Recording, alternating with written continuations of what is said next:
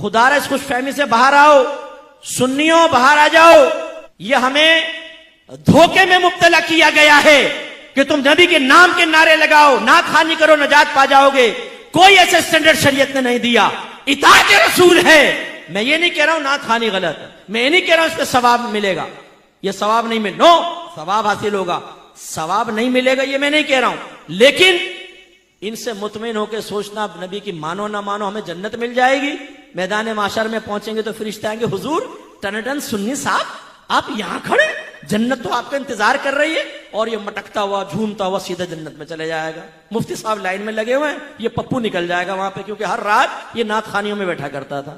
بھائی قل ہاتوا برہانکم ان کنتم صادقین، لائیے اگر آپ کے پاس دلیل ہے تو پیش کر دینا. سوائے آپ کے حسن زن کے کیا ہے؟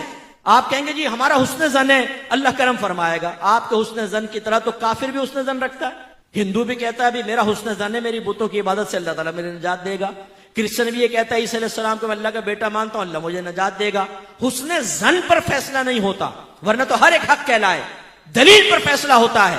آپ مجھے دلیل دیجئے کہ آپ نماز نہ پڑھیں، آپ جھوٹ بولیں، آپ غیبتیں کریں، آپ لڑکیوں کے پیچھے بھاگیں، آپ فحاشی کریں، آپ گندی گالیاں بکیں، آپ ہیروئن پئیں، آپ سگریٹیں پئیں، آپ نشہ کریں، آپ ماں باپ کی آنکھوں میں آنکھیں ڈال کر بدتمیزیاں کر کے ان کو ان کی کمزوریوں کا احساس دلائیں اور صرف نعت خوانی میں بیٹھے آپ کو نجات مل جائے گی. لائیے دلیل اس پہ پیش کیجئے. میں یہی بیٹھا ہوں، لاؤ دلیل لے کر آؤ یہاں پر کہ آپ کا جلوس نکالنا آپ کو نجات دے دے گا، لائٹنگ کرنا آپ کو نجات دے دے گا. غلط. اگر کسی نے آپ کو ذہن بنایا ہے، کسی نعت خوان نے ذہن بنایا ہے کہ آپ سرکار کی محفل میں بیٹھے ہیں اور جو سرکار کی محفل میں آتا ہے سرکار بروز قیامت اس کو سینے سے لگا کر جنت میں لے جائیں گے، آپ کے اوپر واجب ہے آپ اس نعت خوان کو بعد میں روکیں اور کہیں اس پہ دلیل پیش کرو.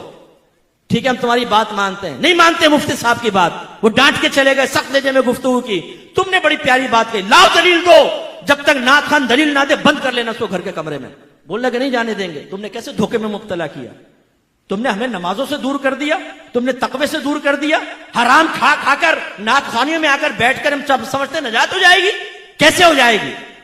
جو حرام مال کے ساتھ حج کرے نبی کریم فرماتے ہیں اللہ اس کا حج قبول نہیں کرے گا.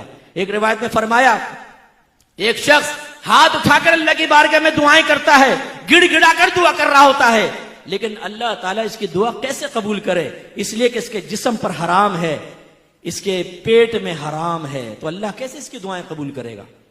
یہ آپ کی شریعت یہ ہے. ہمیں خوابوں میں مبتلا کیا گیا ہے. جلوس نکالو نجات ہے، لائٹنگ کرو نجات ہے، تیجے 40ویں کرو نجات ہے، 11ویں کرو نجات ہے. تم بروز قیامت آؤ گے سرکار تمہیں بخشوا لیں گے. یقیناً میرے آقا شفاعت کریں گے، انکار نہیں. لیکن جب ایمان بچا کر لے گئے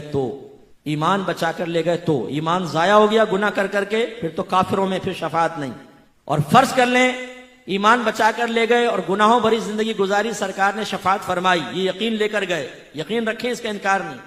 لیکن کیا یہ بہت بڑی بے مروتی نہیں ہوگی کہ ہماری ہر طرح کی گندگی کے باوجود سرکار میدان معاشر میں سینے سے لگائیں؟ کیا پھر ہمیں نبی کریم کے ساتھ یہ رویہ رکھنا چاہیے؟ صرف اس بھروسے پہ کہ سرکار ہمیں بخشوا لیں گے ہم ان کی نافرمانی کرتے چلے جائیں؟ غلط بات ہے. یہ میں اسی لیے دل جلاتا ہوں جتنے نعت خوان جن کو آپ نے دین کا ٹھیکیدار سمجھا ہوا ہے نا کہ یہ ہمیں جنت تک پہنچائیں گے، ان سے آپ شرعی مسائل معلوم کر لیں، ان تک کو پتہ نہیں ہوگا. ان کے گھر میں ان کی ازواج کو پتہ نہیں ہوتا ہے. سب کی بات نہیں کر رہا ہوں لیکن اکثر کو میں جانتا ہوں. ویسے آ کے ایسا آپ کے سامنے شعر پڑھیں گے جیسے دین اگر انہی کے درس چل رہا ہے، ورنہ یہ نہ ہو تو دین ہی ٹھپ ہو جائے گا. تکبر کا عالم یہ ہوتا ہے کہ بڑے نعت خوان وہ کبھی آپ نے نہیں دیکھا ہوگا کسی عالم کا ہاتھ چومتے ہوئے، اتنے متکبر ہوتے ہیں. یہ یاد رکھیں نعت خوانی فی نفسی کوئی کمال کی بات نہیں. میں دلیل سے کہتا ہوں، دعویٰ کرتا ہوں، پورا قرآن پوری حدیث ایک آیت ایک حدیث لے آئے جو نعت خوان کے فضائل پر مشتمل ہو، لے کر آئیں. میں بولتا ہوں چیلنج کرتا ہوں آپ کو، میں عالم دین کے اوپر فضائل کے اوپر آپ کو سینکڑوں آیات حدیثیں پیش کر سکتا ہوں.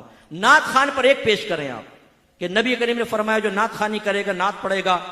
اور بولتے کیا ہیں؟ سرکار نے مجھے اپنی نعت کی خدمت کے لیے منتخب کر لیا ہے. اچھا بھائی لا دلیل دے. خواب میں آئے تھے سرکار، یا تجھے ٹیلی فون کیا تھا، یا کسی کے ذریعے پیغام پہنچایا تھا کہ تو اس خدمت پہ مامور ہو جا؟ کس نے کہا تھا؟ وہ آپ کو متاثر کرنے کے لیے. اور ہم بعض اوقات عالم اور نعت خوان کو بالکل برابر کا درجہ دیتے ہیں، بلکہ بعض اوقات تو نعت خوان اوپر ہو جاتا ہے عالم نیچے ہوتا ہے. آپ کی مسجد کا امام وہ اگر بیٹھا ہو اور ایک مشہور بڑا نعت خان آ کر بیٹھے، آپ کا امام حقیر ہوگا، چاہے وہ عالم دین ہو، وہ نعت خان کو بڑا صوفہ دیا جائے گا، امام صاحب سائیڈ میں بیٹھے ہوں گے۔ یہ تقسیم کس نے کی ہے؟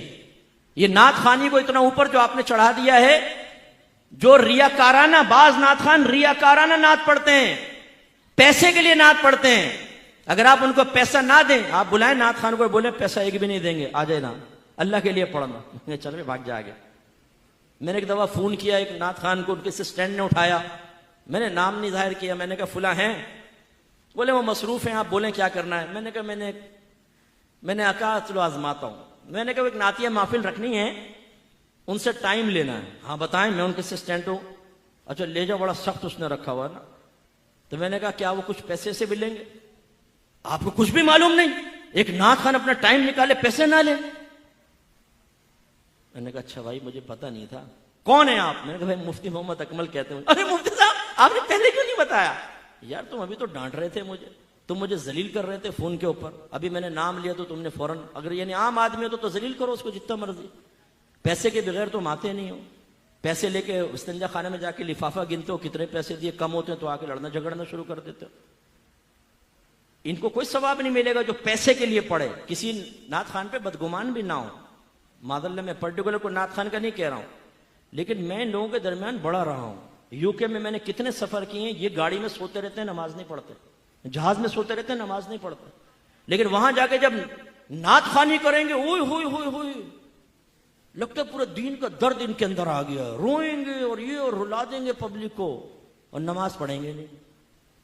یہ نہیں کیا کر رہے ہو؟ اور آپ نے ان کو ہیرو بنایا ہوا ہے۔ جو بادشاہ نعت خان ہو، اللہ کے لیے پڑھے، ان کی شناخت پہچان کو اتنی مشکل نہیں ہوتی، ان کو عزت ضرور دیں، کسی پہ بدگمانی بھی نہ کریں۔ لیکن میں آپ کو جو بات سمجھانا چاہ رہا ہوں وہ یہ کہ آپ اگر صرف اس خوش فہمی کی دنیا میں نعتیہ اشعار سن کر گم ہو گئے تو یاد رکھیں اس کا انجام بڑا دردناک ہے۔ معیار بنائیں اپنے نبی کی تعلیم کو، معیار بنائیں صحابہ کرام کو۔ بس آخری سوال، بیان ختم، یہ بتائیں کسی صحابی نے ایسا کیا کہ انہوں نے سارا دن نعت خوانی کی ہو، ساری رات نعت خوانی، اور بیٹھے بیٹھے سرکار کے یا رسول اللہ یا رسول اللہ یا رسول اللہ یا رسول اللہ کے تسبیحیں پڑھی ہوں اور نعرے لگاتے ہوں باہر نکل، غلام یہ رسول میں موت بھی قبول ہے، لیکن پھر نہ نماز پڑھی، نہ روزہ رکھا، نہ قرآن کی تلاوت، نہ جہاد پر گئے، نہ جماعت سے نماز پڑھی، اور وہ معذاللہ گناہوں میں لگے رہے۔ لیکن جب ان سے کہا گیا کہ آپ یہ کیا کر رہے ہیں تو کہا کہ دیکھو تسبیح تو پڑھتا ہوں سرکار کی، نعت خوانی بھی تو کر رہا ہوں، سرکار کے نام کے نعرے تو لگا رہا ہوں، تو نجات ہو جائے گی۔ ہے کوئی ایسی مثال؟ بولے ہے نہیں ہے نا؟ لیکن ہمارے ہاں ہیں، مثال نہیں مثالیں ہیں، ہم خوش فہمی میں مبتلا ہیں۔ یہ محافل ضرور کریں، اللہ تعالیٰ اس پر ثواب بھی دیتا ہے، اگر اس کی رحمت جوش میں آئے تو بخشش و نجات کا ذریعہ بھی بن سکتی ہیں، لیکن گارنٹی نہیں ہے۔ اصل چیز معیار شرع کیا ہے؟ اطاعت رسول۔ تو میں گزارش کرتا ہوں اپنے قریبی جو مسجد میں عالم دین ہوں ان کے پاس جائیں، ان سے گزارش کریں، بلکہ کوئی کمیٹی والے ایسے ہوں، اور ہو سکتا ہے ہو بھی رہا ہو، میں ایک سجیشن دے رہا ہوں، اپنے کمیٹی والوں سے جا کر کہیں کہ ہماری مسجد میں فرض علوم کورس کا انعقاد کریں، ہمیں فرض علوم سکھائے جائیں جس میں عقائد بھی ہوں گے، احکام شرع بھی ہوں گے، گناہوں کی معرفت بھی ہوگی، وہ سیکھیے، اور اگر آپ کو اور اپنے گھر کی بہنوں کو سکھائیے، نیک بنیں گے انشاءاللہ آپ کو فائدہ ہوگا، ان کی ازدواجی زندگی بہتر ہوگی، آپ کو فائدہ ہوگا۔ اللہ تعالیٰ عمل کی توفیق عطا فرمائے۔ وآخر دعوانا ان الحمدللہ۔